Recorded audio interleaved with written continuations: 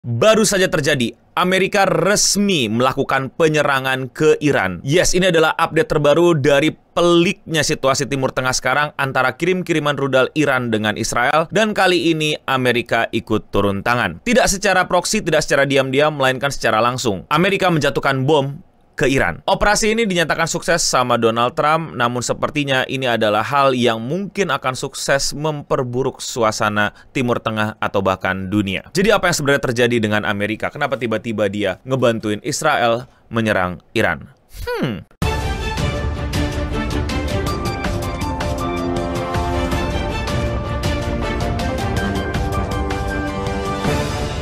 Timeline kalian mungkin ramai dari kemarin tentang Iran, bagaimana ia melemparkan rudal-rudal balistiknya ke Israel, begitu pula dengan Israel yang melemparkan rudal-rudal balistiknya ke Iran. Dan kali ini mungkin kalian akan dikagetkan dengan sekarang Amerika juga ikutan ngebom Iran. Dan hal ini benar-benar mengagetkan dunia karena sebenarnya hal ini diduga tidak akan terjadi, atau kalaupun terjadi tidak dalam jarak dekat. Tapi kenapa awal mula ini semua terjadi? Well, kalau dari awal banget sih bakal panjang, tapi yang baru-baru ini aja ya, yang dimana gue udah bahas di videonya yang ini. Gue harap kalian bisa nonton video itu dulu sebelum video ini, dan ini adalah cerita singkatnya aja. Israel menduga bahwa Iran sudah semakin agresif dengan proyek-proyek nuklirnya, dan atas nama bela diri mereka dan mempertahankan eksistensinya, Israel menyerang titik-titik vital tersebut. Sebagai bentuk balasan, Iran pun menyerang Israel dengan rudal-rudal balistik mereka. Dan hal ini terus terjadi, kirim rudal di beberapa hari ke belakang, sampai akhirnya mengkhawatirkan dunia karena eskalasinya semakin tinggi aja dan frekuensinya semakin bener-bener bikin ngeri. Hampir seluruh tokoh dunia memperingatkan bahwa ini adalah hal yang gak baik. Dari berbagai macam kubu Israel dan teman-temannya, begitu juga dengan kubu Iran dan teman-temannya. Tapi tentu saja satu negara yang paling akan sangat mempengaruhi pergerakan dunia, yaitu Amerika, juga udah buka suara. Dan sebenarnya pada saat itu terjadi, Presiden Donald Trump tuh bilang bahwa Trump say he'll decide whatever US will directly attack Iran within 2 weeks. Jadi Donald Trump sebenarnya udah bilang bahwa dia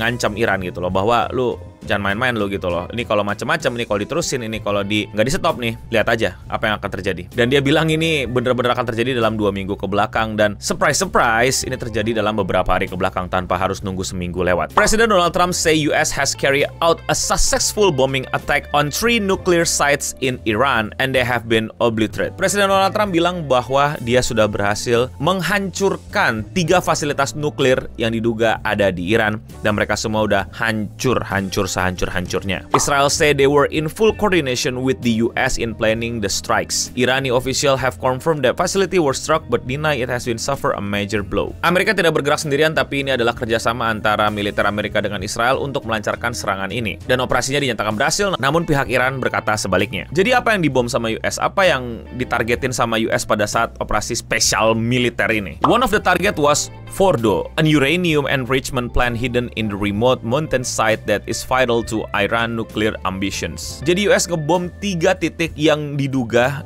sangat yakini Amerika sebagai tempat uranium yang dikumpulin sama Iran untuk kepentingan senjata nuklir mereka. Tempat tersebut adalah Fordo, Natanz, dan Isfahan. Yang paling krusial tuh di Fordo karena itu adalah tempat yang katanya paling banyak dikumpulin dan paling penting dan paling vital lah untuk segera dihancurkan. Dan US bilang ini semua berhasil tanpa flaw sedikit pun. Fordo dari atas kelihatannya cuma kayak gunung-gunung aja katanya, tapi di bawahnya itu ada fasilitas nuklir yang sangat vital bagi Iran. Hidden away in mountain site south of Tehran, Fordo is believed to be deeper underground than the Channel Tunnel connecting the UK and France. Due to Fordo deeps below ground, only the US has the kind of bunker buster bomb big enough to destroy the site that US bomb is called by the GBU-57, Massive Ordnance Penetrator. Nah, kapasitas diduga di dalam gunung gitu ya, jadi kayak di bawah tanah, disiapin fasilitas di dalam gunung bawah tanahnya gitu. Kalau dibom kan, bom biasa itu kayak cuman ya mungkin kena dikit dan lain-lain, tapi kurang efektif untuk menghancurkan total apa yang diharapkan dihancurkan total. Nah, ini Amerika pakai namanya bunker bomb buster gitu loh, sebuah teknologi bom yang dimana dia tuh bisa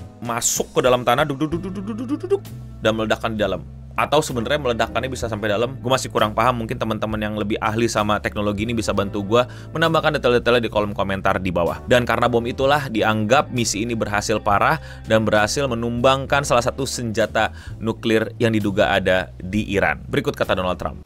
A short time ago, the U.S. military carried out massive precision strikes on the 3 key nuclear facilities in the Iranian regime, Fordo, Natanz, and Esfahan. Everybody heard those names for years as they built this horribly destructive enterprise. Our objective was the destruction of Iran's nuclear enrichment capacity and a stop to the nuclear threat posed by the world's #1 state sponsor of terror.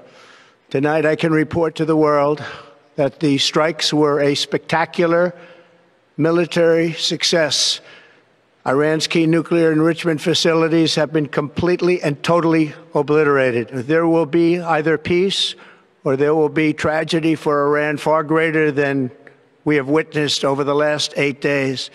Remember, there are many targets left. Selain video itu, Donald Trump juga bikin tweet yang cukup sama lah sama apa pesannya, tapi kayak kelihatan sebenarnya agak aneh gitu tweetnya. We have completed our very successful attack on the 3 nuclear sites in Iran, including Fordow, Natanz, and Esfahan. All planes are now outside of Iran airspace. A full payload of bombs was dropped on the primary sites. All planes are safely on their way home. Congratulations to our great American warriors. There is not another military in the world that could have done this. Now is the time for peace. Thank you for your attention to this matter. Jadi katanya ini adalah misi berhasil, bom sudah dijatuhkan, ayo kita damai. Kenapa gue ketawa? Kayak kalau lu masih gak ngerti. Ya gue paham, maksudnya gue ngerti secara eskalasi militer gitu loh. Harus ada tunjukin siapa yang lebih kuat, ayo damai dan lain-lain. But you just bomb them and then you ask for peace. How? Pihak Iran sendiri pun akhirnya punya statement mengenai aksi Amerika terhadap Iran ini. Iran Foreign Minister has warned the US that its attack on Fordow, Isfahan, and Natanz will have everlasting consequences. Walaupun sudah diajakin damai sama Donald Trump, Iran bilang ini akan ada konsekuensinya. Dan inilah yang, ya, situasinya makin memanas, makin nggak ada yang mau ngalah, nggak ada yang mau menyerah. Ya, Iran akan bilang mengeluarkan seluruh opsi yang mereka punya, apa aja tuh opsinya ya mereka yang tahu, untuk mempertahankan kedaulatan mereka. Dan ini bukan lagi antara Iran versus Israel, tapi Iran versus Israel dan Amerika. By the way, Trump kan tadi ngakuin kalau misinya berhasil dan semua fasilitas nuklir sudah dihancurin. Tapi orang dari pihak Iran sendiri bilang, the Deputy Political Director of Iran State Broadcaster, Hassan Abedini, said Iran had evacuated these 3 nuclear sites a while ago.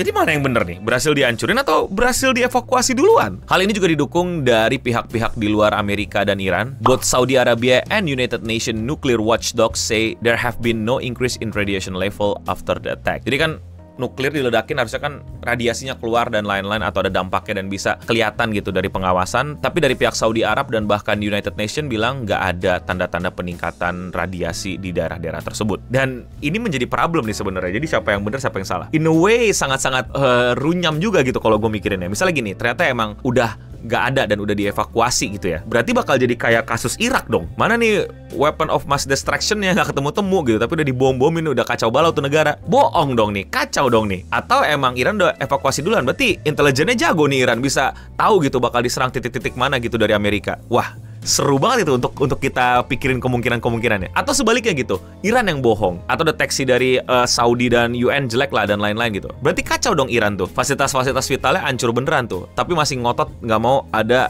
kesepakatan untuk ceasefire, damai atau lain-lain. Bahkan mau diekskalasi lagi nih, lu semua bakal dapat konsekuensinya. Dan menggunakan segala opsi untuk mempertahankan kedaulatan dari serangan-serangan dan ancaman-ancaman luar. Wah, hubungan internasional.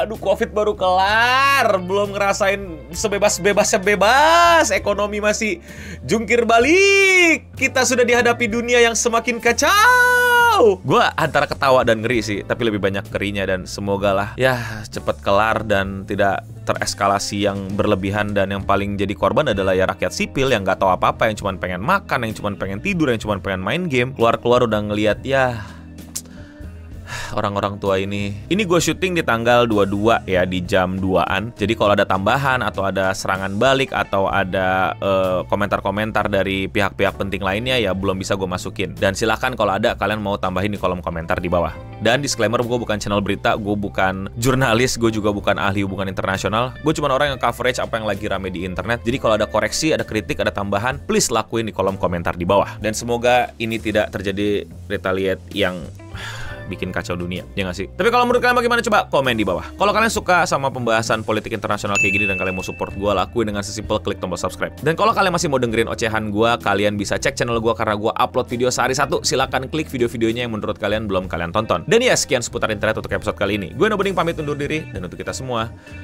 semoga nggak ada perang dunia ketiga. Kita semua selamat. Aku ingin liburan ke Jepang tahun depan. Tolong dong, stay clean and sound.